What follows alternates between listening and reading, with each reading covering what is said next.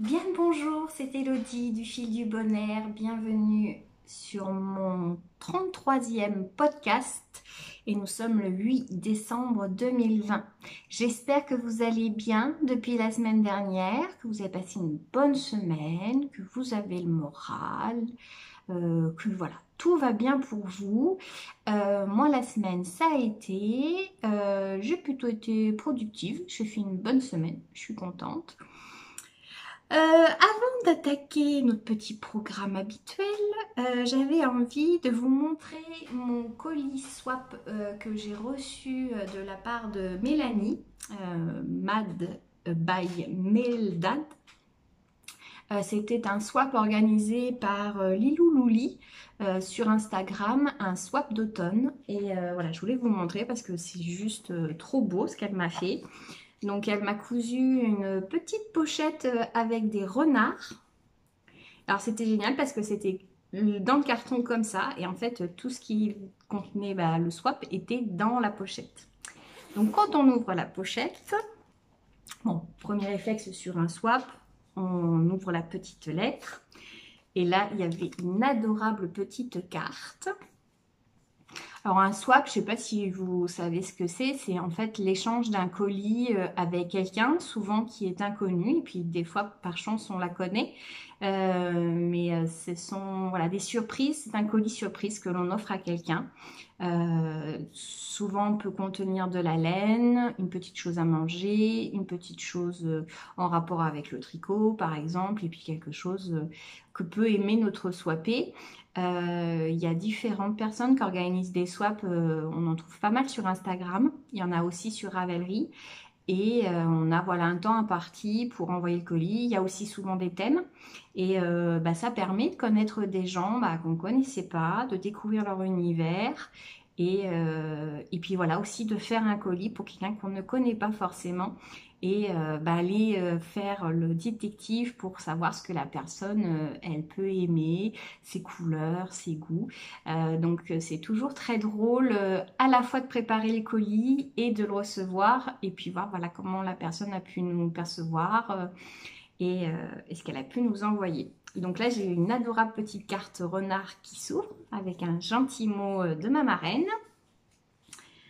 Et dedans il y avait du thé de destination premium avec 4 sachets de thé différents, du thé blanc naturel, du thé noir aux fruits et bois, un thé à la menthe et un thé vert Earl Grey. Donc tout ce que j'aime. Et en plus cette marque elle est super bonne.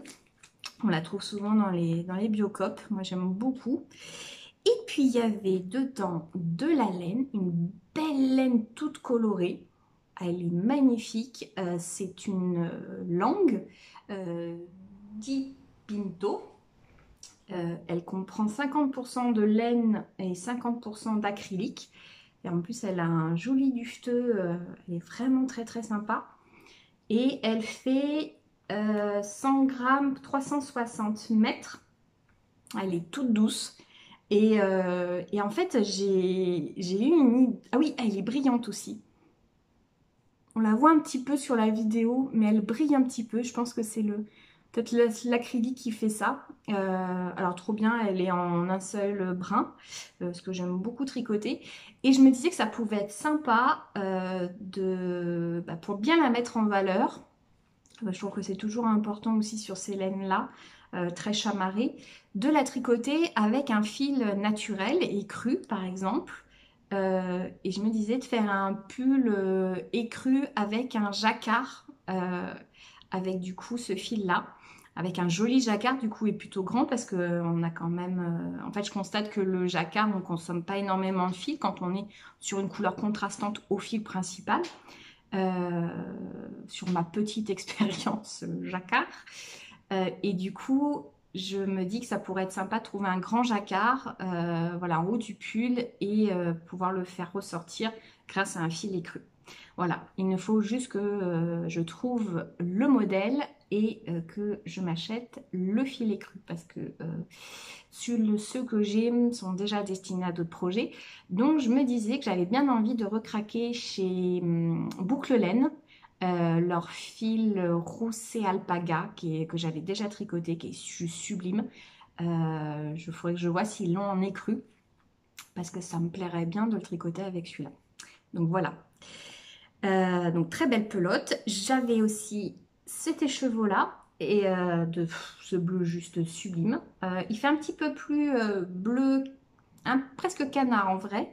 Mais voilà, il est juste sublime et je suis super contente. C'est un fil des laines de biscotte qui est pour moi très connu pour ses fils auto-rayants pour faire les chaussettes. C'est une Canadienne. Elle est à Saint-Bruno d'ailleurs à Québec. Donc là c'est du 75% mérino infeutrant, donc super wash, avec du nylon, 400 mètres pour 100 grammes, couleur lagon. Et je suis très contente parce que ça fait un moment que je me dis que j'aurais envie de tricoter la laine biscotte. Elle propose aussi de très jolis modèles, souvent gratuits aussi sur son site internet. Et voilà, donc je suis très contente, ça sera l'occasion. Après, il y avait des gourmandises dedans. Alors le problème, c'est que j'ai déjà goûté les gourmandises parce que l'autre jour, j'avais très envie de chocolat et je n'en avais plus. Et donc, je vous avoue que petite crise dans la cuisine, voilà, en disant « Ah, fais chier, j'ai pas de chocolat pour manger avec mon café. » Voilà, mon homme me dit « Bah, c'est pas plus mal. » Et du coup, je me rappelle, parce que je l'avais ouvert 2 jours avant, qu'elle m'avait mis une tablette de chocolat. Donc, merci Mélanie. Et c'est en plus un super chocolat Lindt Création et c'est le Irish Coffee. Et j'avoue qu'il est une petite tuerie au café évidemment. Donc je vous avoue que j'ai déjà dégommé plus de la moitié de la tablette. Voilà, voilà. Et elle m'avait mis 2 petites madeleines comme ça avec des noix de pécan dessus. Alors une tuerie, il y en a 2 donc il n'y en a plus qu'une. Je vais la garder précieusement. Je la mangerai à l'occasion. Et puis il y avait aussi 2 petits badges. Un badge de chat trop choupinou. Il est vraiment trop mignon. Voilà. On voit un petit peu, voilà. Et un petit badge avec Yann Solo. Est-ce que c'est pas la classe, ça? C'est quand même la classe. Moi, je trouve que c'est la classe. Avec une phrase en anglais, évidemment que... Attention. Pardon. Excusez-moi. Sometimes I amaze even myself.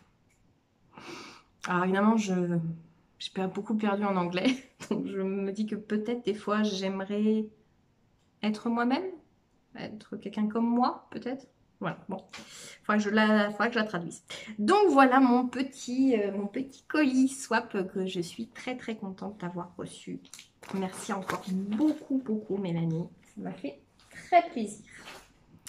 Voilà. Ah oui, et puis je reviens. Ah oui, je vous ai pas dit aujourd'hui, donc à nouveau une boucle de florasan. Et alors ici, il y a ma laine succulente que je lui avais donné un reste de pelote et elle m'a fait une paire verte. Et puis de l'autre côté, mes petites boucles Amélie Poulain que j'aime beaucoup, de Zoltan. Donc voilà. Alors attaquons notre petit programme. En projet fini tricot, je n'en ai pas. Voilà.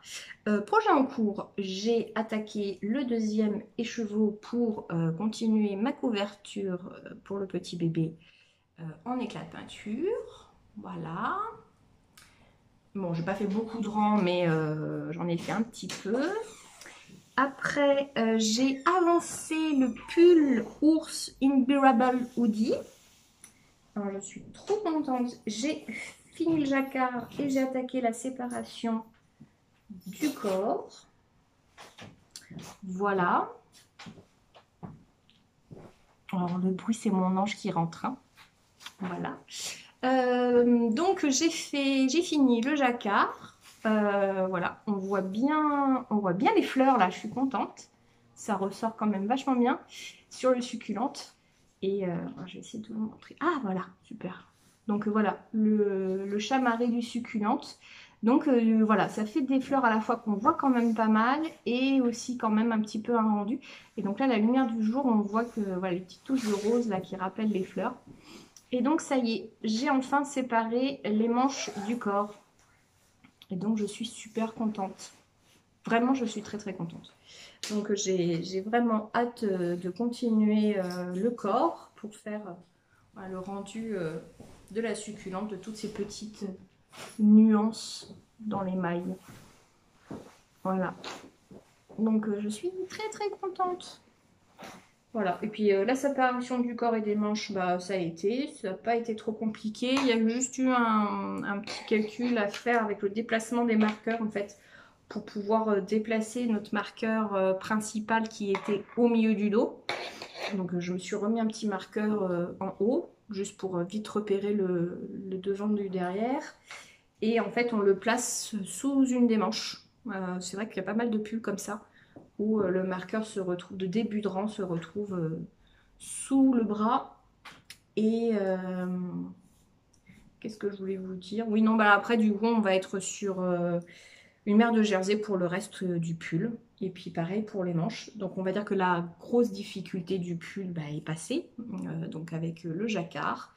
Mais voilà, je suis très contente du rendu. Donc je vais l'avancer tranquillou, ça me fera un ouvrage vraiment zéro prise de tête. Et puis j'ai attaqué mon patron de pull. Ça y est, je me suis calée dans mes mesures, l'intégration de mon point sur les manches.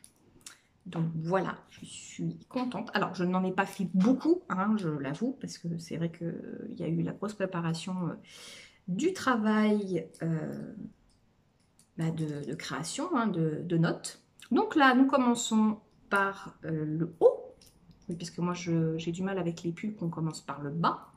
C'est voilà, très personnel. Donc, je suis partie sur un col rond. Je ne suis pas particulièrement fan des côtes en haut du pull. Donc, je vous avoue que je n'en ai pas conçu dans le mien. J'ai juste fait, voilà, on attaque les mailles jersey. Et puis moi j'aime bien cet effet un petit peu roulé en haut. Après je le mettrai dans les notes, mais vous pourrez toujours faire un montage provisoire et puis vous montez des côtes. Je pense que ça sera peut-être le plus simple. Ou autrement il faudra que j'essaye de concevoir peut-être quelques notes pour effectivement rajouter ces quelques rangs de côtes qu'on a l'habitude de voir sur les modèles. Et puis après nous avons donc des marqueurs pour positionner le dessin qui va être en fait sur la manche, là sur le dessus, qui va courir sur tout le long de la manche. C'était vraiment quelque chose que j'avais très envie de faire de chaque côté.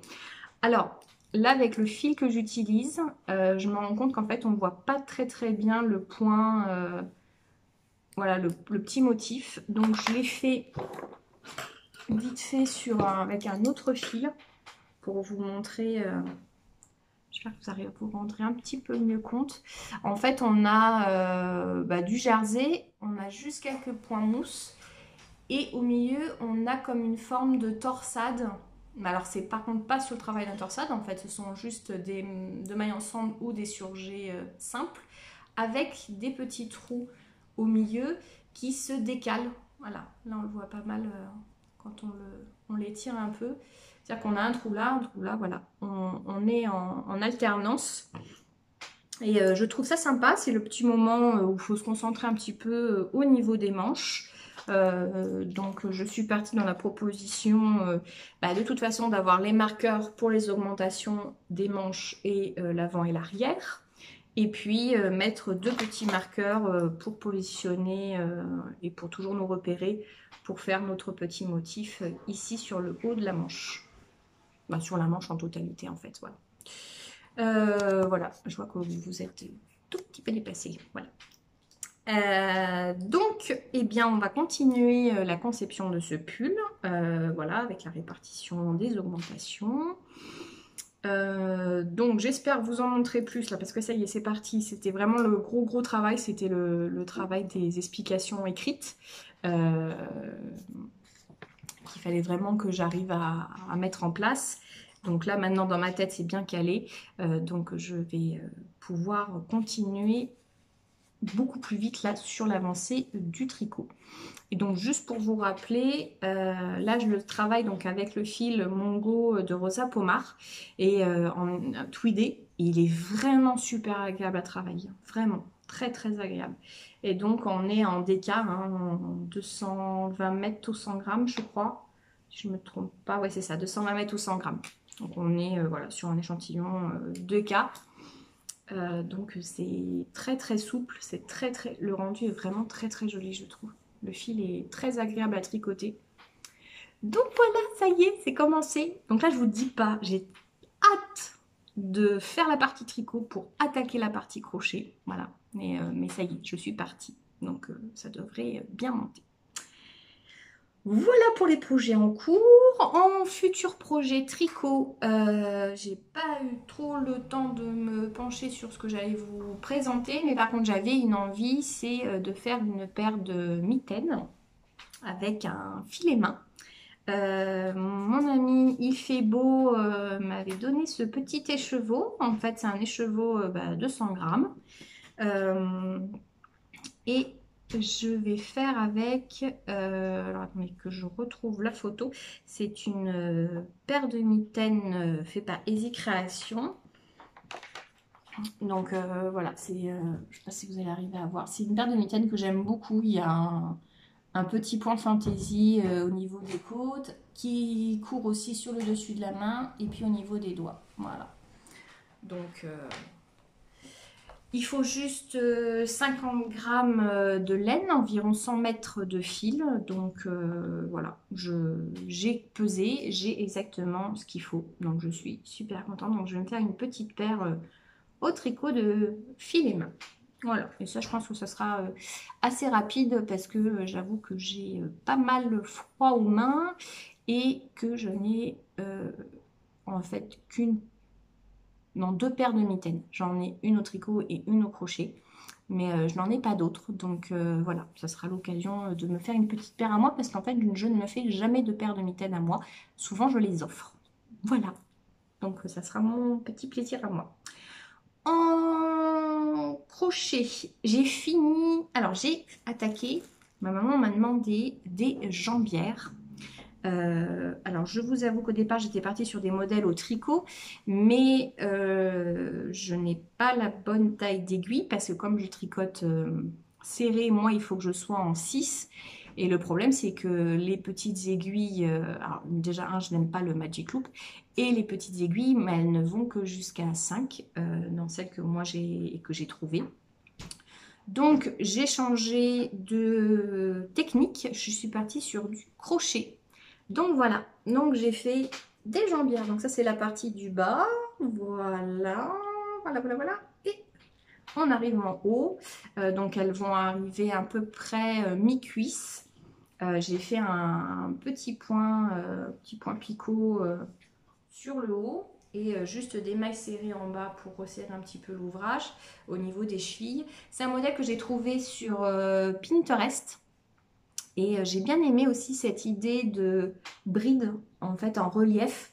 J'aime beaucoup cette idée-là. C'est celle que j'aimerais faire là pour mon bonnet avec la pelote de Jardin des Fibres. Et en fait, c'est une bride que l'on pique on entoure en fait la maille, la bride du rang précédent. Donc voilà, on le fait sur tout le tour et je trouve que ça lui donne un petit effet relief, pas un effet à plat. Donc ça, c'est pas mal. Et donc j'ai fait les deux, voilà, couleur moutarde. On est parti avec maman sur une paire moutarde, une paire dans les verts et une paire dans les bleus. Je vais vous montrer d'ailleurs. Alors ça c'était, ah oui, juste pour finir sur celle-ci. Donc c'était des pelotes, je crois que c'est des pelotes 3 Suisses, oui c'est ça, c'est des anciennes pelotes 3 Suisses que j'avais en stock, voilà, Ravenne, donc 90% acrylique et 10% laine, c'est rigolo, c'est tout qui est marqué en allemand je pense dessus, mais je pense que c'est de l'allemand. Et donc ça faisait des pelotes de 105 mètres au 50 grammes. Et donc, il a fallu que j'utilise 2 pelotes par jambière. Donc, 4 pelotes au total, ce qui fait quand même pas beaucoup. Je trouve que ça consomme pas énormément de fil, malgré que ce soit en crochet. Et puis, on a quand même une jolie longueur. Ça fait quand même pas mal de centimètres. J'ai pas mesuré, mais bon, quand même, pour faire de la cheville jusqu'au milieu de la cuisse, ça fait quand même pas mal. Et donc, la prochaine paire que je vais faire, c'est avec ce fil. Donc, un fil bleu. Alors, il y a des petites nuances dedans de vert et de marron, mais c'est vraiment très très subtil. En fait, c'est le fil qui entoure la laine. C'est un 2 brun. Et donc là, c'est la marque Sofil. Alors, je ne sais pas du tout si elle existe encore. Je ne suis pas sûre. Donc, c'est aussi pareil des anciennes pelotes. 65% acrylique, 30% laine et 5% de viscose. Des pelotes de 100 mètres au 50 grammes. Et donc là, pareil, je vais la faire à même taille de crochet. Alors, évidemment, moi, je suis en crochet numéro 6. Parce qu'en fait, pareil, je crochette serré comme je tricote serré. Donc, j'applique le même calcul pour mes crochets. Donc, normalement, on est plutôt sur du 5. Donc là, moi, je suis sur en 6. Et puis, donc, j'ai assez de pelotes pour lui faire une paire dans ces bleus-là. Donc, ça sera la prochaine. Et puis c'est un fil qui est aussi... là, c'est 2 fils qui sont vraiment quand même très très doux. Et puis ça permet de finir aussi ces pelotes. Moi, c'est un peu pour déstocker les pelotes aussi. Donc voilà, un bon projet, rapide à faire. Il me faut à peu près 2 soirées. Du coup, 2 soirées pour faire une jambière. Donc 4 soirées pour faire une paire. Donc voilà. Donc il y aura celle-là et une paire dans les verts. Qui sera un petit peu plus chamarrée parce que j'ai pas suffisamment de pelotes pour la même couleur. Voilà, ça c'est un futur projet. Et bien, je crois que nous avons fait le tour en termes de tricot et crochet. Voilà. Après, en série en cours, je regarde toujours ma... Je vais y arriver. Le Toubib. Dr House. Voilà. Et un épisode par semaine, sauf que là, je ne sais pas quand sort le prochain de Star Trek Discovery, qui est toujours aussi sympa. Voilà. Par contre, j'ai pas mal de films à vous parler parce que avec mon chéri, on regarde un film chaque soir pendant le mois de décembre. Et donc, nous avons regardé ce week-end-là, qui est un film anglais, une comédie dramatique, donc de 2015, avec quelques acteurs connus, dont le héros qu'on a pu voir dans quelques séries, dont Broadchurch, qui était une série anglaise, une enquête policière qui était très très sympa. Et donc l'histoire, c'est un couple en crise rend visite à des proches de la famille en Écosse. Donc voilà, c'est un couple qui est en instance de divorce. Ils vont à l'anniversaire du père du héros avec leurs enfants, sauf qu'il ne faut pas dire qu'ils vont divorcer pour pas bousculer le papa qui a des problèmes de santé. Et donc, on va arriver dans cette famille avec voilà, toutes les histoires qu'il y a entre chaque membre de cette famille-là. Et puis, voilà, tout ce qui tourne autour du grand-père, des petits-enfants. Même si c'est une comédie dramatique, c'est pas, voilà, c'est pas triste à en pleurer. Je n'ai pas pleuré, voilà, c'est pour dire. Il y a quand même de bons moments où on rigole bien. Et voilà, c'est un film sympathique, mignon comme tout, il dure 1h35. Voilà, on passe un bon moment avec oui, l'humour anglais aussi. On a regardé Quand Charlie tombe amoureux, qui est aussi, j'ai pas le trouvé sous Allociné avec ce titre-là, c'était Ode to Joy. Ça doit être quand même le nom principal pour ce film. Donc Ode to Joy, c'est avec l'acteur Martin Freeman, celui-là qui joue Bilbo dans Le Hobbit et qui a fait aussi quand même pas mal de films maintenant à son actif. Ça date de 2019, c'est une comédie. Donc le synopsis, Brooklyn, Charlie est bibliothécaire et il est atteint d'un trouble, la cataplexie. Quand il est submergé par une émotion forte, notamment la joie, il perd le contrôle de ses muscles. Par conséquent, il évite les individus, les lieux et les événements qui pourraient déclencher les émotions, mais c'est sans compter l'apparition de la spontanée Francesca dans sa vie.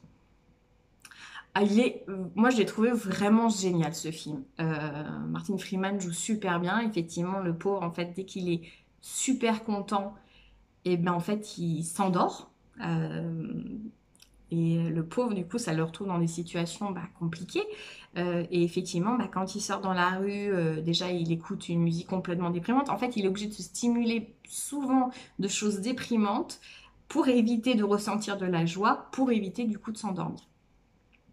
Et donc voilà, donc il a un casque par exemple avec une musique terrible, déprimante. Quand il est dans des événements joyeux, bah, son frère lui raconte que des choses déprimantes bah, pour pas qu'il tombe dans les pommes, bah, qu'il s'endorme. Sauf qu'évidemment, il va tomber sur une femme qui, elle, est pétante de vie, rayonnante, et qui déclenche évidemment de la joie chez lui. Donc voilà, c'est un film vraiment très très mignon. C'est une très jolie, très jolie comédie romantique, pardon. Voilà, on a passé un bon moment, je vous le conseille. On a regardé La naissance du dragon.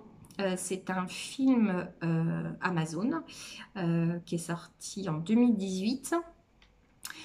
Donc San Francisco, 1964, encore inconnu, Bruce Lee enseigne les arts martiaux aux étrangers, provoquant la colère des traditionalistes du Kung-Fu, qui envoient pour le défier Wong Jack-man, un maître Shaolin. Devenu légendaire, leur affrontement a changé l'histoire du Kung-Fu, inspirant à Bruce Lee une profonde réflexion sur sa méthode et sa philosophie du combat. On n'a pas été au départ convaincu par l'acteur qui joue Bruce Lee au départ, mais voilà, plus le film avance, plus en fait il est convaincant dans sa gestuelle. Voilà, donc comment en fait il va évoluer, comment il va voir sa vision du Kung-Fu avec cette confrontation avec donc ce maître Shaolin.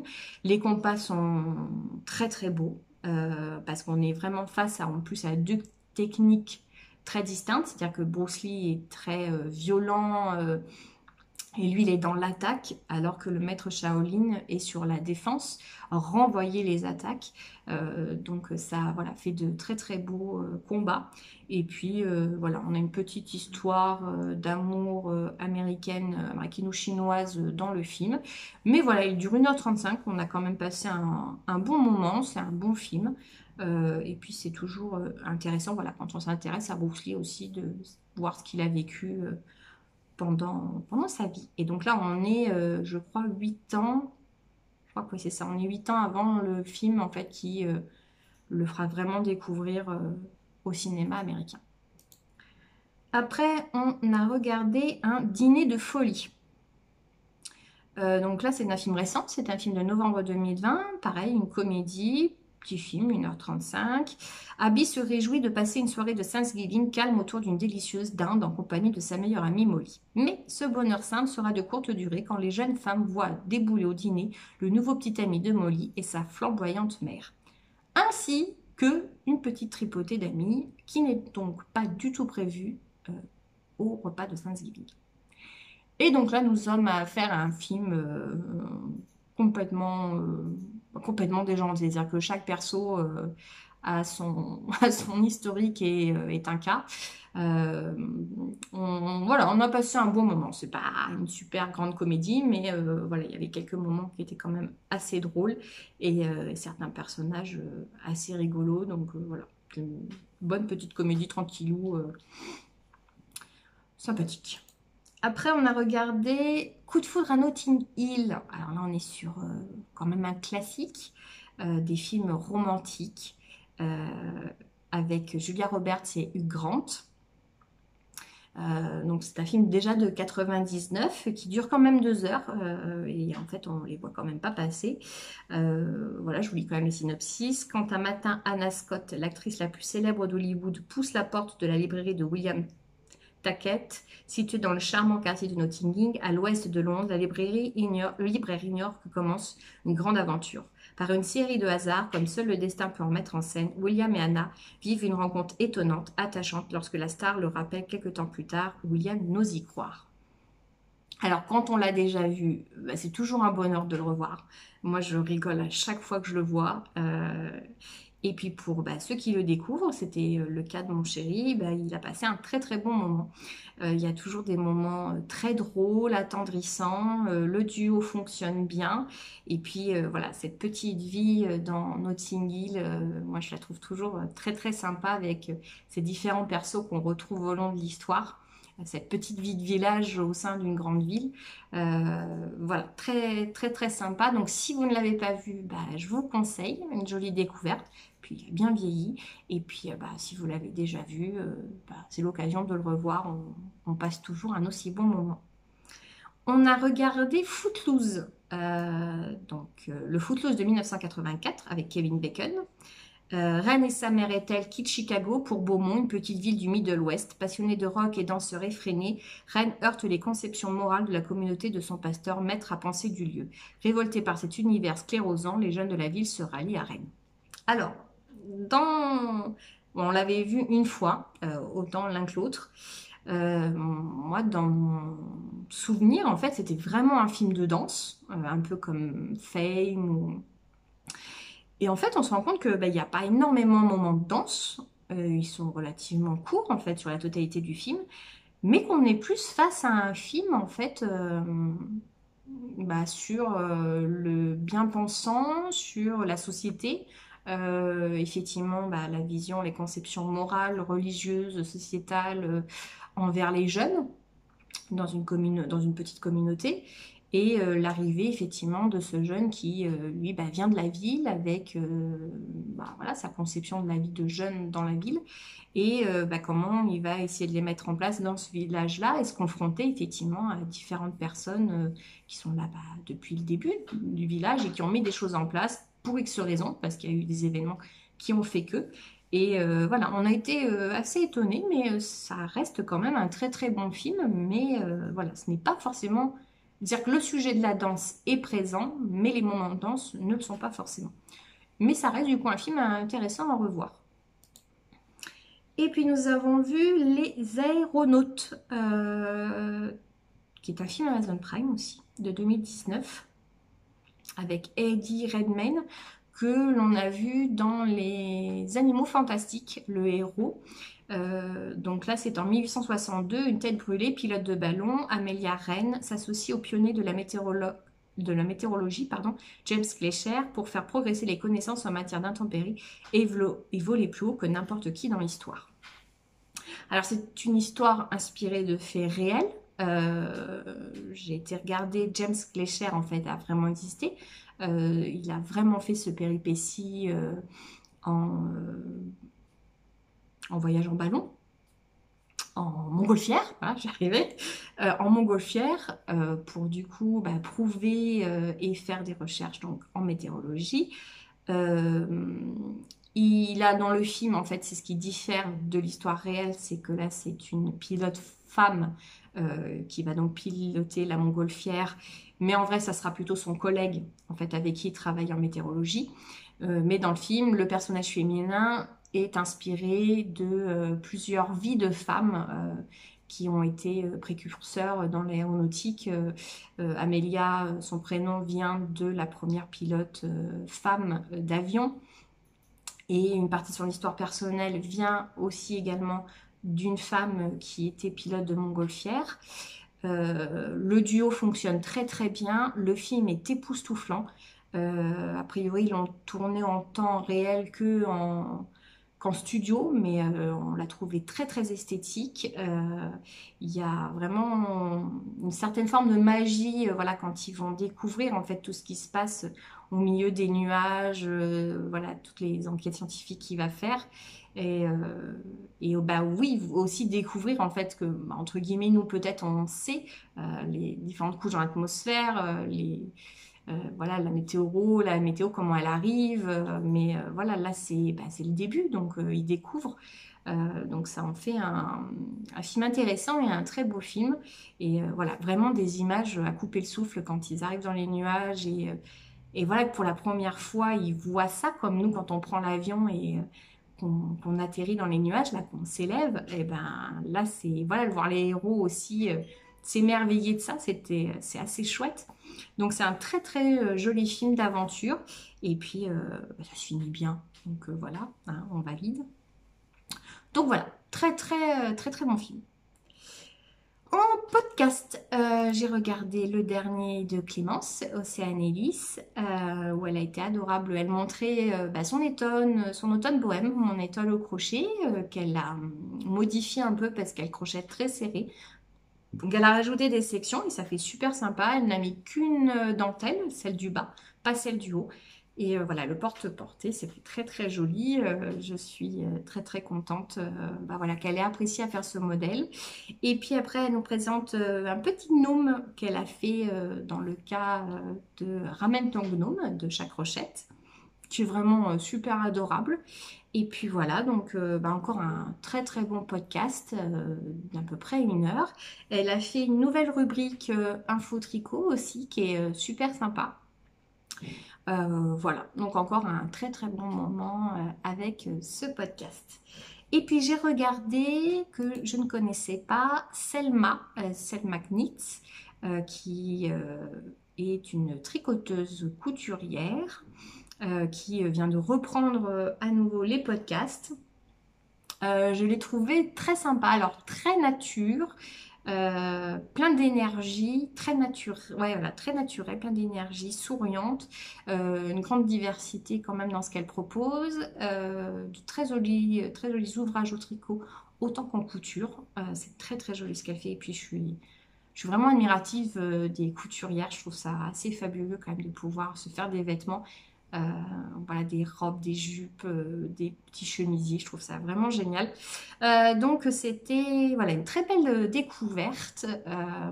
Je vous conseille aussi. Ces vidéos font à peu près une demi-heure. Et voilà, c'était très, très joyeux.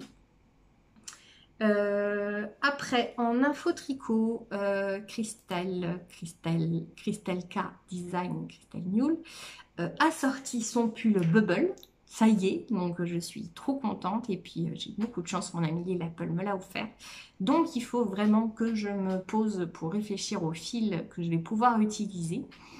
Et puis elle a lancé, je suis impressionnée par sa productivité, elle lance un nouveau pull en design. C'est celui-ci. Elle explique sur son Instagram et son Facebook et elle cherche des testeuses. Après, Annette Pétavy, alors du coup, bon voilà, on est le 8, mais on a encore le temps de s'y mettre pour celles qui veulent, propose un calendrier de l'Avent. Elle le propose chaque année avec une thématique d'ouvrage au crochet à réaliser.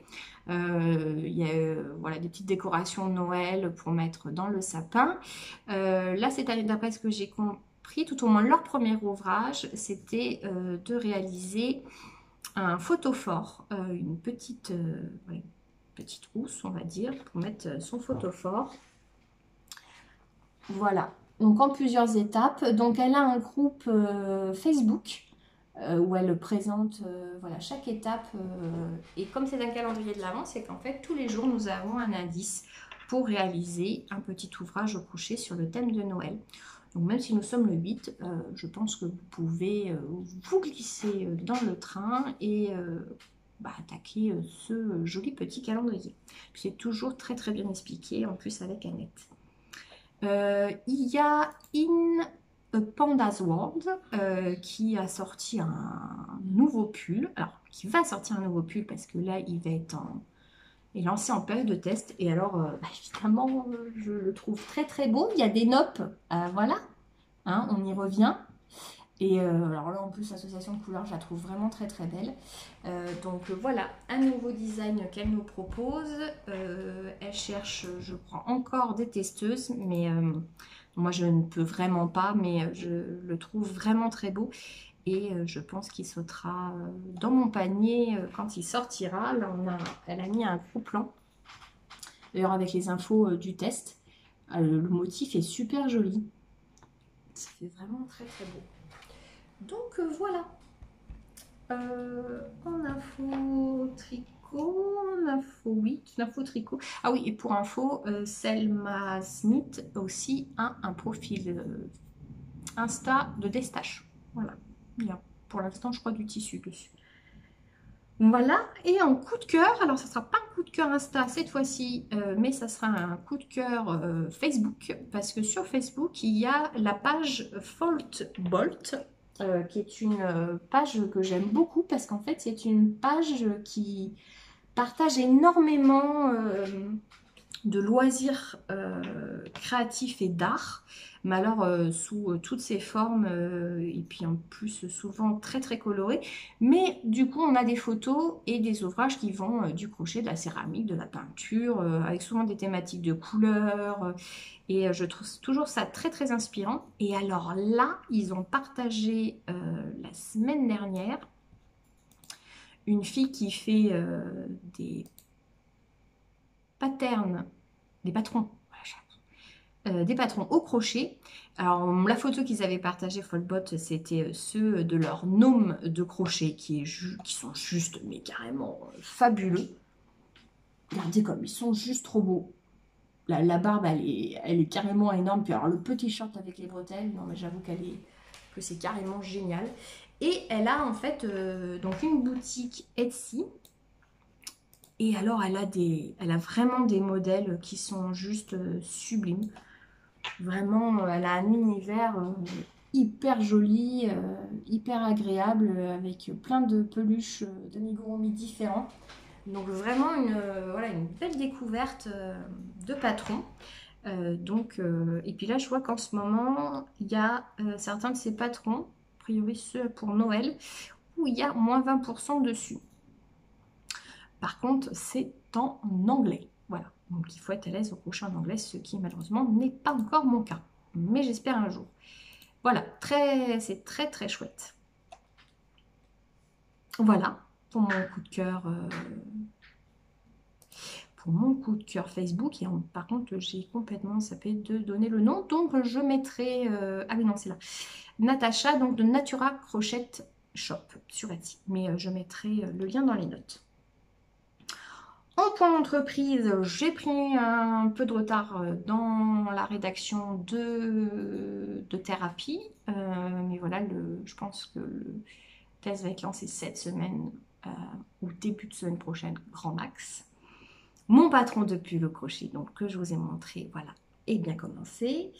Et puis autrement, il y a, alors je vous en avais parlé, mais avec donc les tricots de la petite sorcière pour sa box des 4 saisons et pour la box d'hiver. Donc j'ai réalisé sur commande 3 coloris en plus d'un qu'elle voulait présenter qui est l'ours polaire. Je vais vous les montrer en photo parce que je lui ai envoyé. Donc là, celui-là, c'est Balade en automne. Donc ce sont des speckles rouges et noirs. Après, nous avons alors l'ours polaire que vous connaissez. Voilà.